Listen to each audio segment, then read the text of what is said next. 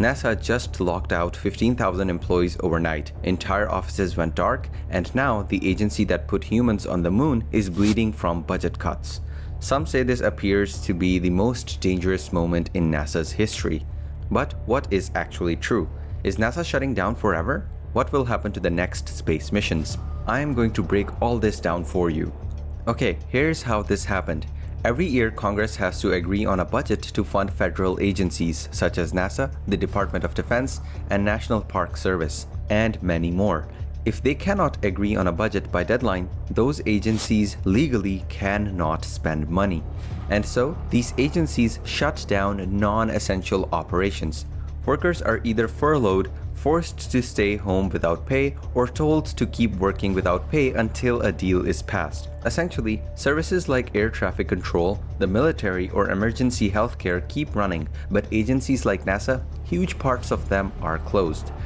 That's exactly what happened here. Congress failed to pass a stopgap spending bill, which would have temporarily kept the government funding while debates continued. Without it, the money flow stopped. NASA, along with many other agencies, was required to lock its doors, send tens of thousands of employees home, and only keep a skeleton crew for life-critical missions. So when we say NASA closed, yeah, that is actually true. Safety operations on the International Space Station, the Artemis program to the moon, and a handful of projects critical to national security are still alive. Everything else? Frozen. Offices locked, emails unanswered, projects stalled.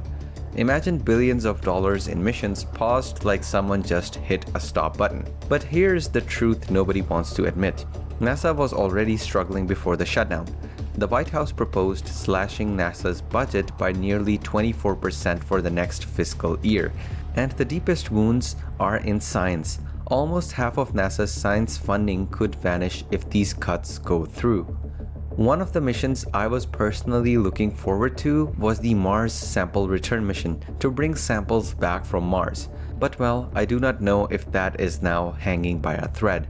Anyways, the budget cut puts thousands of careers at stake. More than 2,000 senior staff has already left in the past few months through early retirements, buyouts, and even forced resignations. And these aren't entry-level workers. These are mission veterans, people with decades of experience running telescopes, flight systems, propulsion programs. Once that knowledge leaves, it's very difficult to replace. To make matters worse, NASA even eliminated the role of its chief scientist and shut down policy offices that shaped long-term strategy. Think about that. NASA, America's flagship space agency, running without a chief scientist. That is like a hospital with no head doctor. So what's actually left running? NASA has hard drawn a line between missions that must continue and those it can afford to pause. Anything that risks lives keeps going on. So astronauts in the International Space Station are still supported, and the Artemis program, which aims to put humans back on the moon, is still moving forward.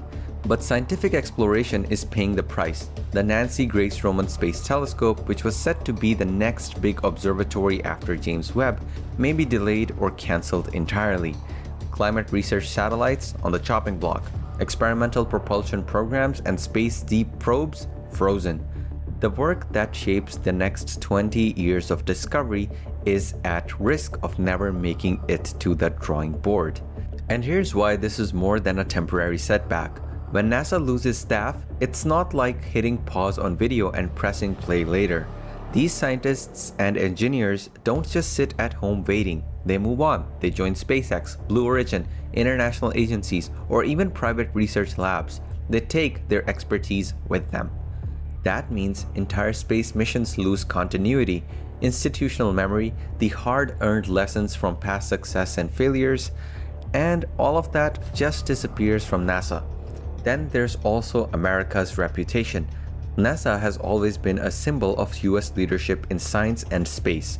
If projects keep getting cancelled and deadlines keep slipping, international partners will stop trusting NASA to deliver. That opens the doors for rivals like China or even Europe to step in and lead instead. But of course, this is not going unchallenged. Members of Congress from both parties are demanding protection for NASA's funding.